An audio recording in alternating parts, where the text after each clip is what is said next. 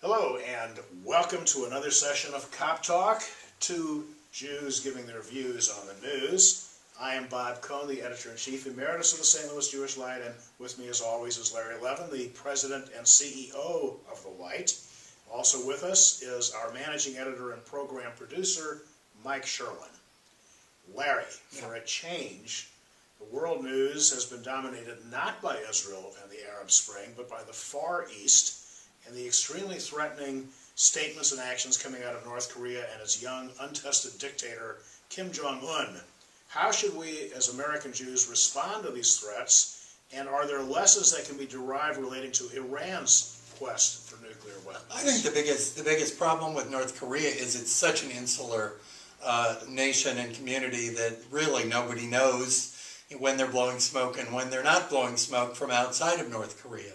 I think the U.S. has shown the appropriate level of diplomacy. They had a test that was planned for a missile test that was planned for the West Coast that they canceled for fear that it might be perceived as some sort of instigation on the United States' part, just to show the appropriate level of respect. But I think South Korea is quaking in their boots. The one factory that was jointly operated was North Koreans pulled out of, and they're certainly rattling their sabers. I personally think that we're going to see more of what we normally see in this situation, which is the North Koreans rattle their sabers, get something from the West that looks good from a financial and diplomatic perspective, and then back down and look like they're the heroes, having gotten something as a result of their loudness. What do you think? I think there's absolutely agreement on my part for what your observations are. I think we also did show the appropriate initial forceful response with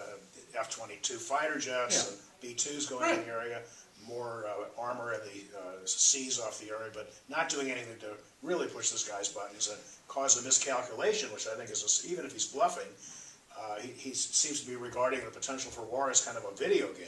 Well, and I think he's pushing at the West real hard, but he knows that his real threat is China, because he doesn't dare do anything that looks like UN doesn't dare do anything that makes it look like he's the main operating presence in the Far East, because China will certainly rock his boat at that point. And to his credit, the new president of China has basically said no nation has the right to disturb the stability of the region or the world. Great words. Yeah. Anyway, Secretary of State John Kerry has now twice urged the leaders of Israel and Turkey to, in effect, kiss and make up their contretemps involving the Gaza flotilla incident. President Obama even got Bibi to telephone an apology to Turkish Prime Minister Erdogan for the loss of lives on the Gaza flotilla ship. What is behind this effort, and do you think it's actually bearing fruit, or is it all smoke and mirrors? I don't think we know if it's bearing fruit. Certainly getting Bibi Netanyahu to, in effect, apologize for the incident I thought was a major coup on the president's and Kerry's part. Whether they'll ultimately get back to the kinds of relations they had prior, as recently as just several years ago, remains to be seen. I think it's important.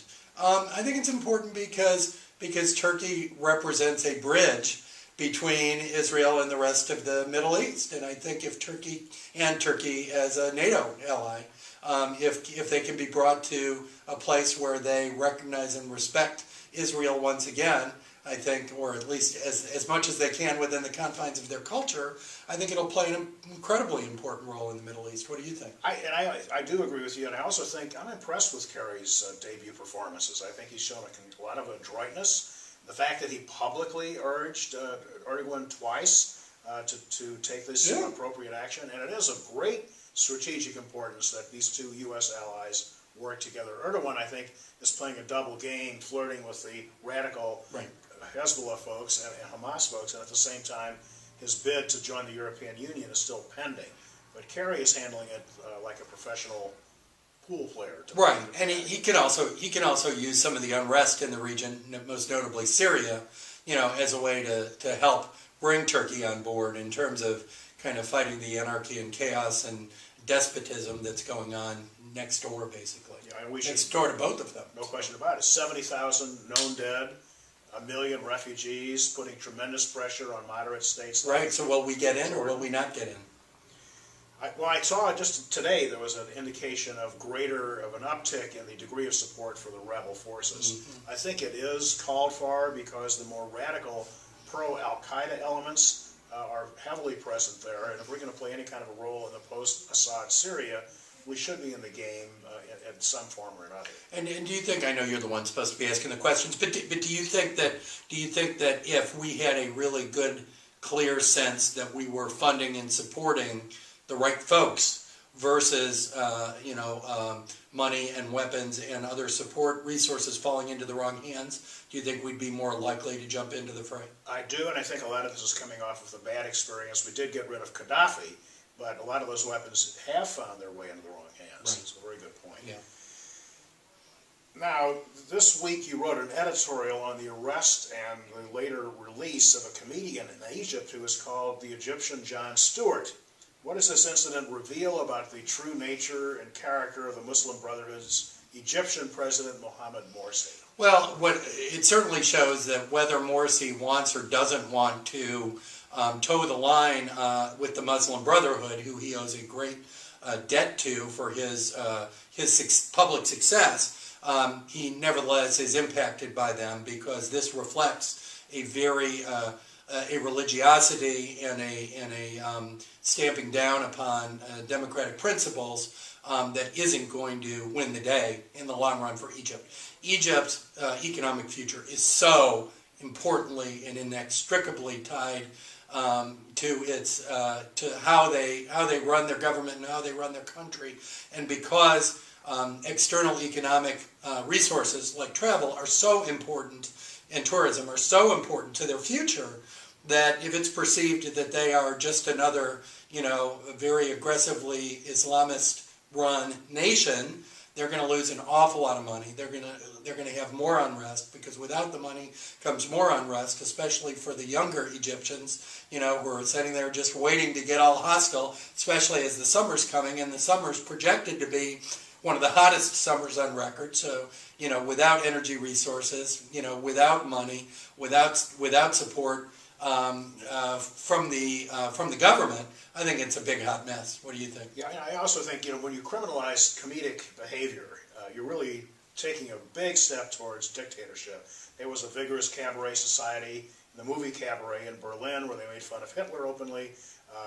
Putin had members of that little band called Pussy Riot, pardon the expression, that was their name.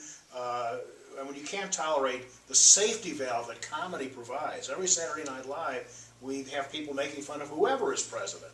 And that shows the health and vigor of a democracy. And this just exposes Morsi to be a true autocrat rather than somebody we had hoped would be more democratic. Jon Stewart was interviewed, and he said, look, this guy was a surgeon. He said for him to be doing this work versus his medical work, which, helps people in a very substantive way, kind of shows how he perceives how important it is to take on the government, and how the government is trying to run the people and run the nation. And you're absolutely right. I think it's just it's percolating to the top, and the more that they clamp down, the worse it's going to get. And Larry, before I became editor of the Jewish Light, I always thought of only one Yom, that was Yom Kippur, but this is the season of many other Yoms. We've had Yom HaShoah, Holocaust Remembrance Day, with a very moving ceremony at the Holocaust Museum. We also have Yom HaZikaron, the Israeli Independence Day. Israel's now 65 years old, and I must tell you, I enjoyed reading the material in the Israel Alive section. There's a lot more going on, is there not, in Israel, other than responding to terrorism and the settlement controversy and the stalled peace talks. We're really trying to show a three-dimensional view and a holistic view of what's going on in Israel. And in fact, we had the very fine people from the Jewish National Fund in the office today, and we were talking to them about Israel Alive and what we're trying to accomplish. And as a news organization, of course, we're interested in politics, and we have to be interested in strife and diplomacy and negotiations. But we think a lot of the true substantive stories about what goes on the ground in Israel day after day that you've experienced in person many times in your lifetime is so important, and we feel that it gets neglected an awful lot, and that's why we wanted to have this periodic series that's devoted to the entirety of Israeli culture. And I think the Jewish National Fund is one of the unsung heroes organizationally. 130 million trees have been planted in Israel so far. Everybody who grew up when I did remembers the trees in the little boxes that they used to collect. Right, exactly, yeah. For sure.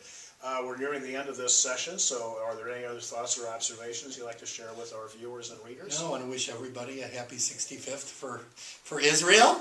Wish you the best, and thanks for another session. Thank you, Larry, and thanks again to Mike Sherwin, our great producer. Take care. Bye.